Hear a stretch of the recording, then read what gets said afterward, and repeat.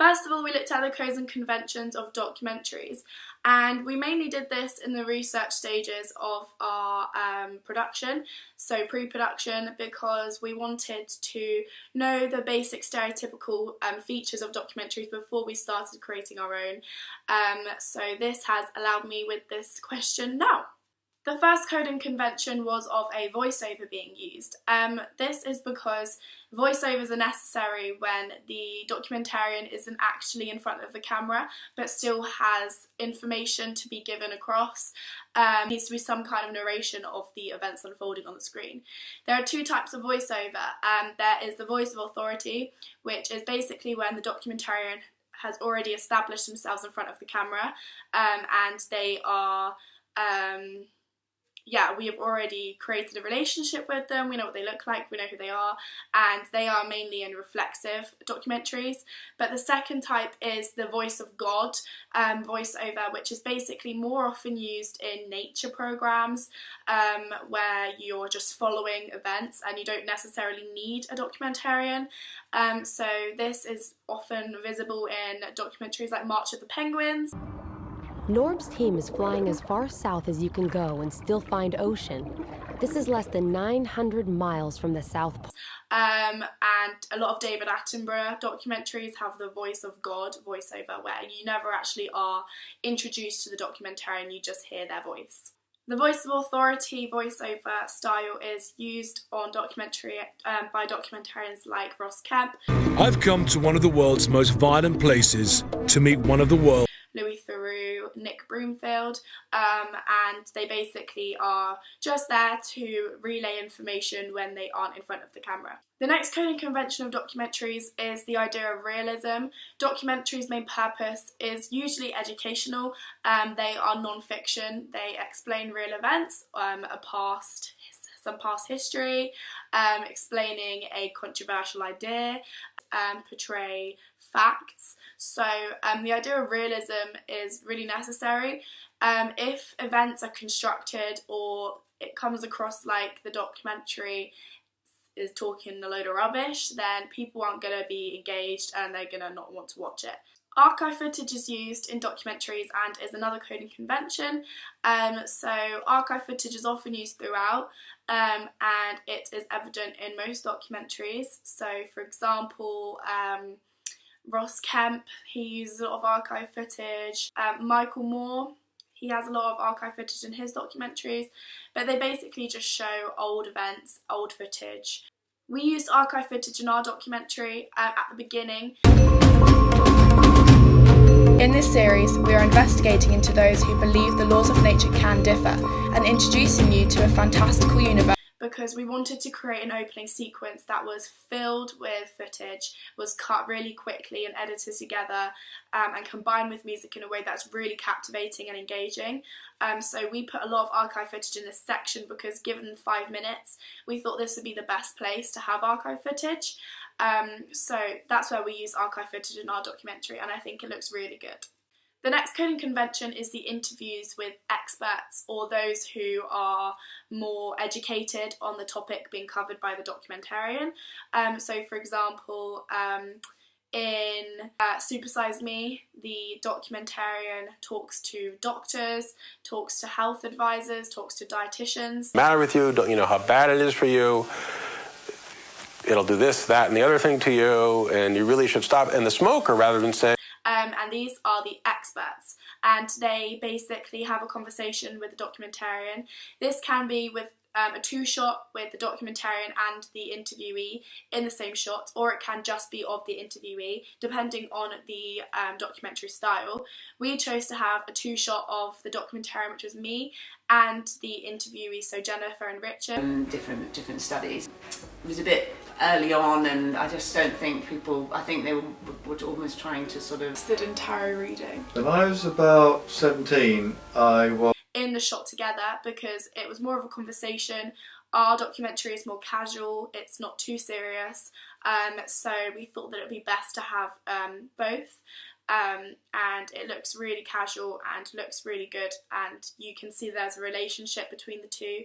The next coding convention is the use of text and titles. So these are used when information needs to be given to the audience quickly and isn't necessarily going to be said by the documentarian, or if the documentarian is discussing something already.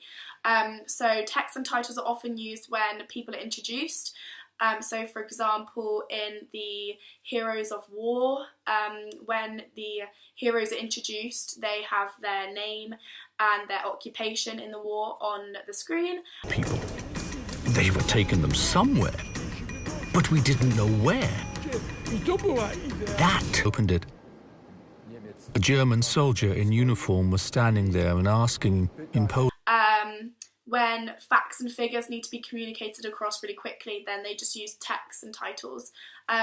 We use text and titles when we're introducing me, the documentarian, when we introduce the interviewees as well, and we also use it when we're doing the stylistic feature of the hashtag, and that's when we have text as well to engage with the audience. The next coding convention is the use of sound.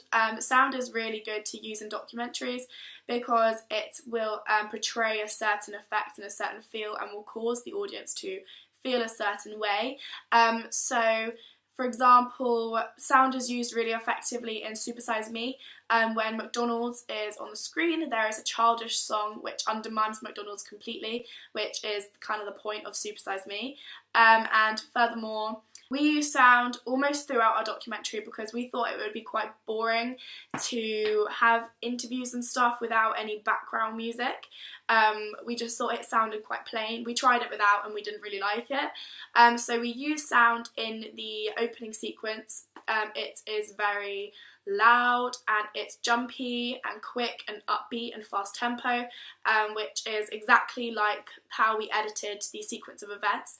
So we think the opening sequence of the quick shots and the quick cuts combined with the music is really, really, really effective, and they complement each other really well.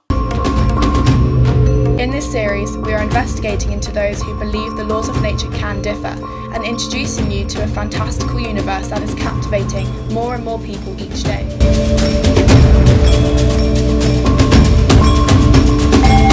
I said, I'm very easy to be hypnotised. She opened her eyes, she said, well, I never thought in a million years that would happen. You've got to be open to it. And out of the blue, I got this strong message that came up. So I use hypnotherapy as part of my work. The next time we use music is when I am with Jennifer, the Reiki healer. So we first use music when I am undergoing the Reiki session.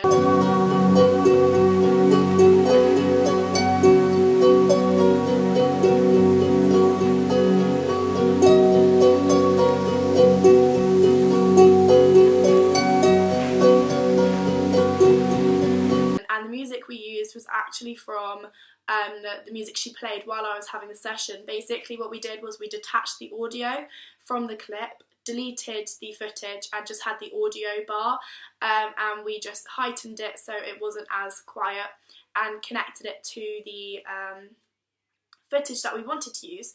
And we carried this out throughout the whole scene with Jennifer, but we had it a lot lower when we were having the interview so that it didn't overpower our conversation. You could still hear what she was saying more than the music, which was really good. We then used music again for the interview with Richard because, again, we thought it was too plain and boring without. So the music we got was off a non-copyright website. We asked the creator of the song if we could use it and they said yes. How did you get interested in tarot reading? When I was about 17, I was interested in all sorts of things from, Buddhism to whatever, and I came across tarot and I was just instantly drawn. Which was really nice. So the music is non-copyright, so is the music at the beginning as well, and it just adds a little bit of an effect, some alternativity. It has a little tribal kind of feel to it, which obviously reflects what Richard is talking about. So we thought it was really, really good. The last code and convention is the use of exposition. So this is when at the beginning selective scenes are mushed together, which gives the audience the first impression. So that is what they will go by for the documentary. We got influence from this by 24 Hours and A&E mainly. Their opening sequence is the same for every single episode in the whole series. The voiceover is the same, what they say is the same, the footage is the same. And then it has the titles of 24 Hours and A&E and the ticking clock, and then it will go into the different patients, and that section, the middle to end section, is the bit that's different, but the opening is always the same. I really, really, really liked that. People wake up on a normal day and suddenly something happens that changes their lives completely. Paediatric trauma call, 15 minutes. A lot of really bad things happen to really good people, but you never think it's going to happen to you. Stabbed 5 times, including chest, and got an arterial bleed from his leg. High-speed RTC moped into wall. Jesus Christ, what happened? You alright? I love my wife. A&E reception, can I help you? Yeah, 24 hours, 7 days a week. I love that question. What's your opening hours? St George's, London. One of the busiest and most advanced A&E departments in the world. Complete baloney amputation of her leg. I can't breathe. He looks frail, doesn't he? He looks like somebody who's going to break. I think it's going to be one of those days. A place where life... Darling, what's for dinner? Love... It's still as beautiful as ever. We have a boy. And loss... Don't make me cry. Unfold every single day. And they said there's nothing they can do. All the patients you're about to see were treated in just one 24-hour period.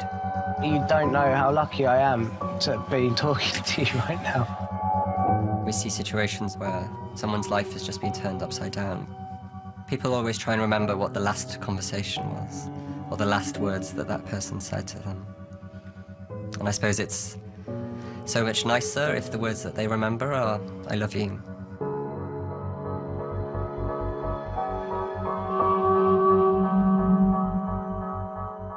If our documentary was to be a 5-part documentary like we say it would, we would have it, we would have that opening throughout all of it.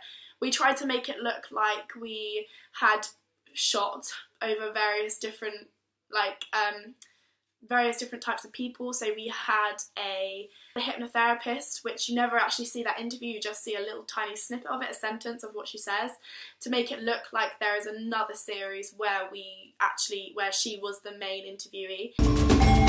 I said, I'm very easy to be hypnotised. She opened her eyes, she said, well, I never thought in a million years that would happen.